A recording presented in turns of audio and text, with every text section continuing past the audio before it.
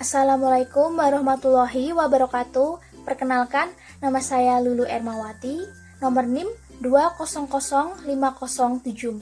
Saya dari Prodi D3 Keperawatan Universitas Widya Husada. Di sini, saya akan mempresentasikan tentang ilmu pengetahuan teknologi dan seni terapan. Yang pertama adalah konsep dan pengetahuan ilmu. Ilmu merupakan bagian dari pengetahuan dan telah diketahui oleh manusia. Bahkan seorang anak kecil pun telah mempunyai berbagai pengetahuan sesuai dengan tahap pertumbuhan dan tingkat kecerdasan. Jadi, seperti PPT yang telah saya tampilkan di atas ini, pengetahuan merupakan hasanah kekayaan mental yang secara tidak langsung atau langsung turut memperkaya hidup kita. Bisa dibayangkan bagaimana jika manusia tidak memiliki pengetahuan? Oleh karena itu, pengetahuan merupakan sumber jawaban bagi berbagai jawaban yang muncul dalam kehidupan kita sehari-hari.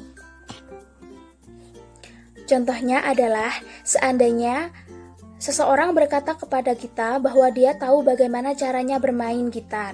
Maka, seorang yang bertanya, apakah pengetahuan Anda itu merupakan ilmu?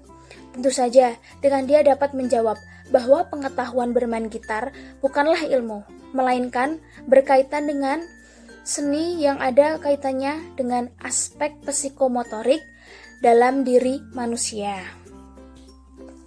Dan yang kedua adalah pengetahuan non-ilmiah. Pengetahuan non-ilmiah atau dikenal dengan sains semu diperoleh terutama dengan mengendalikan dugaan, perasaan, keyakinan, dan tanpa diikuti proses pemikiran yang cermat. Oleh karena itu, pencarian pengetahuan dengan cara ini, persentase kebenarannya rendah. Nah, pada umumnya, manusia melakukan pendekatan terhadap suatu hal dengan melakukan beberapa cara. Berikut salah satunya yaitu 1. Mitos. Contohnya seperti cerita-cerita legend. Yang kedua, wahyu. Contohnya komunikasi antar pencipta dengan makhluknya, yang mempelajari tentang ayat-ayat Allah. Yang ketiga, otoritas dan tradisi. Yang keempat, prasangka. Yang kelima, latuisi. Yang keenam, penemuan kebetulan. Dan yang tujuh adalah cara coba-coba. Dan yang ketiga adalah hubungan antara pengetahuan dan teknologi. Pada tahap awal, teknologi berkembang dengan menggunakan kaidah-kaidah atau pedoman dari pengalaman-pengalaman yang telah dikumpulkan, sehingga pada fase ini dapat dikatakan teknologi berjalan mandiri tanpa hubungan dengan ilmu pengetahuan. Pengembangan ilmu pengetahuan telah didahului oleh penelitian dasar, kimia, biologi, fisika, dan lain-lain, yang mengungkap fenomena alam menjadi produk ilmu pengetahuan yang bermanfaat secara global atau umum. Penelitian dasar mempunyai kaitan yang erat dengan penelitian terapan. Dan yang keempat adalah hasil ilmu pengetahuan dan teknologi. Contohnya banyak digunakan pada alat-alat di bidang komunikasi antara lain yaitu. Dan yang keempat adalah hasil ilmu pengetahuan dan teknologi. Contohnya banyak digunakan pada alat-alat di bidang komunikasi antara lain. A. Percetakan atau media cetak. Alat yang menggunakan media komunikasi antar instansi dan manusia komunikasi massa. Contohnya koran atau majalah, bisa tersebar ke pelosok pedesaan. Yang B. Radio atau media elektronik. Alat komunikasi dengan menggunakan gelombang yang dipancarkan melalui pemancar. Yang C. Televisi atau media elektronik. Alat komunikasi berupa suara dan gambar di mana arah sebagai penghalang tak lagi menjadi masalah. Dan yang D. Satelit komunikasi. Sarana radio atau televisi dapat diterima pada waktu yang bersamaan, tidak terhalang jarak. Yang E. Telepon. Orang dapat berkomunikasi dengan langsung dengan orang lain tanpa batasan jarak, termasuk handphone yang saat ini sedang berkembang pesat. Yang F. Internet. Alat komunikasi jarak jauh dengan waktu singkat. Yang kelima adalah dampak positif dan negatif teknologi pada sistem ekonomi. Dampak positifnya, perkembangan teknologi sangat besar pengaruhnya dalam pertumbuhan ekonomi suatu negara. Bahkan, teknologi pula yang dijadikan indikator kemajuan suatu negara. Perkembangan ekonomi makin canggih teknologi berarti makin tinggi efisien pertumbuhan ekonomi suatu negara. Jadi, contoh dari dampak positif adalah sebagai media penyimpanan, mempermudah dalam mencari lowongan kerja, dan sebagai media komunikasi. Contohnya seperti halnya saat para mahasiswa turun ke jalan untuk demo pasal RUU Cipta Kerja yang dibuat oleh para DPR. Jadi penyebarannya itu melalui, yaitu salah satunya adalah seperti di aplikasi TikTok, Instagram itu cepat menyebar. Cara penyebarannya yaitu satu orang yang mengupload video demo mahasiswa ke media sosial, otomatis berita tersebut tersebar ke orang-orang yang menggunakan media sosial dan menjadi viral. Adapun dampak negatifnya juga akan muncul bersamaan dengan perkembangan ekonomi.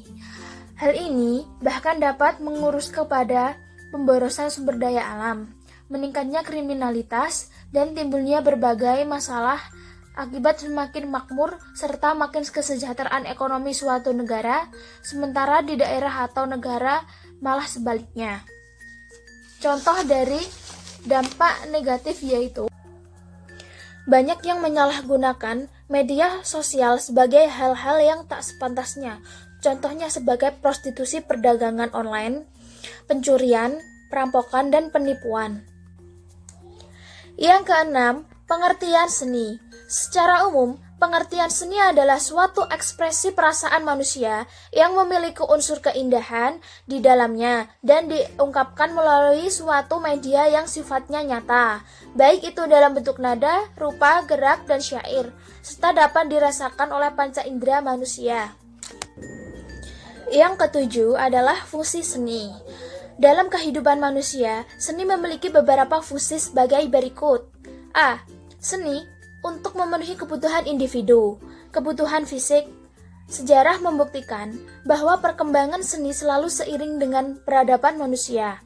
Sejak dulu, perabotan rumah tangga atau benda-benda yang diciptakan manusia untuk memenuhi kebutuhan sehari-hari. Contohnya seperti pisau, wajan. Kebutuhan emosional.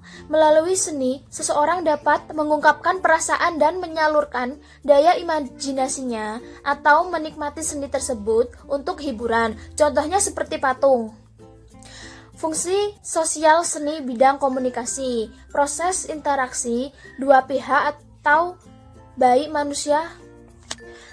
Fungsi sosial seni di bidang komunikasi, proses interaksi antara dua pihak, baik antara manusia maupun antar manusia dengan lingkungannya, dapat terjadi melalui komunikasi. B. Seni untuk memenuhi kebutuhan sosial. Fungsi sosial seni di bidang agama. Pada bidang agama, seni dapat memiliki fungsi sosial terutama yang berkaitan dengan tempat. Fungsi sosial seni di bidang pendidikan. Setiap pemimpin selalu berupaya dan mengharapkan masyarakat yang dipimpinnya mempunyai budi pekerti yang luhur. Salah satu cara mencapai adalah melalui pendidikan seni baik secara formal ataupun non-formal. Jadi, kesimpulan PPT di atas adalah bahwa ilmu pengetahuan teknologi dan seni merupakan salah satu sarana yang dapat membantu dan mempermudah segala aspek kehidupan bagi manusia. Namun, dalam penggunaan perlu pengawasan yang ketat, sebab bahwa ilmu pengetahuan teknologi dan seni selain memberi dampak positif, juga memberikan dampak yang negatif apabila jatuh ke tangan orang yang salah. Sekian dan terima kasih atas presentasi saya. Mohon maaf jika ada kesalahan kata. Wassalamualaikum warahmatullahi wabarakatuh.